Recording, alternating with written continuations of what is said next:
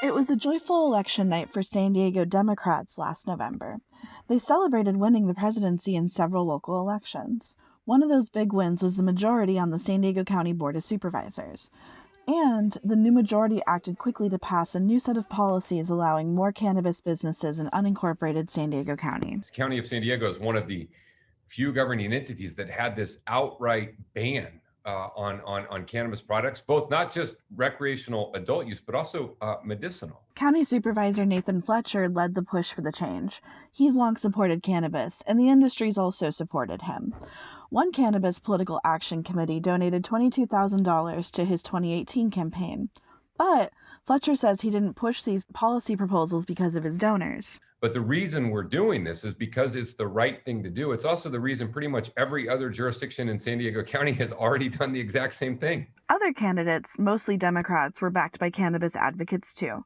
They received more than $300,000 during the last two elections. But cannabis groups have a long way to go until they rank amongst the bigger political spenders. Consider that in the last two elections, the San Diego Chamber of Commerce's Political Action Committee spent more than $1.5 million. But political experts say cannabis's influence is growing. There are other major players, and cannabis could become one of those players in San Diego politics. UCSD professor Thad Kauser says the fight for adult use cannabis is no longer at a state level.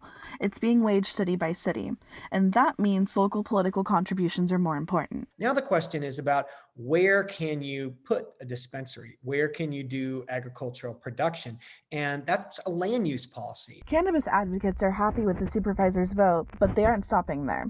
Dallin Young, vice chair of San Diego's Cannabis Chamber of Commerce, says they need more licenses for dispensaries and cannabis lounges. So they're looking next at increasing licenses in individual cities, which he says will also help social equity campaigns within the industry. Many of those facilities do not have any minority representation amongst their ownership. This is a huge problem, and that is because how few licenses there are available.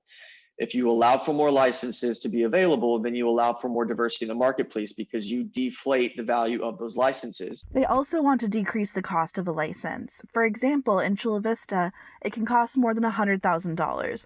That drives prospective business owners elsewhere. Time and time again, I tell these people, there are no opportunities right now in the San Diego area. How do you feel about going out to Desert Hot Springs or up to California City? Cannabis business attorney Ed Wicker says there are only 5 cannabis businesses on unincorporated county land right now. It's disheartening. Why can't they have a lawful business that is something that they can manage close at home?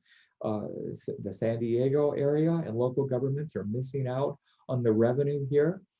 And it's been a dearth of business opportunities. Lincoln Fish is the CEO of one of the 5 licensed cannabis businesses in unincorporated San Diego who has contributed to candidates supporting the looser regulations.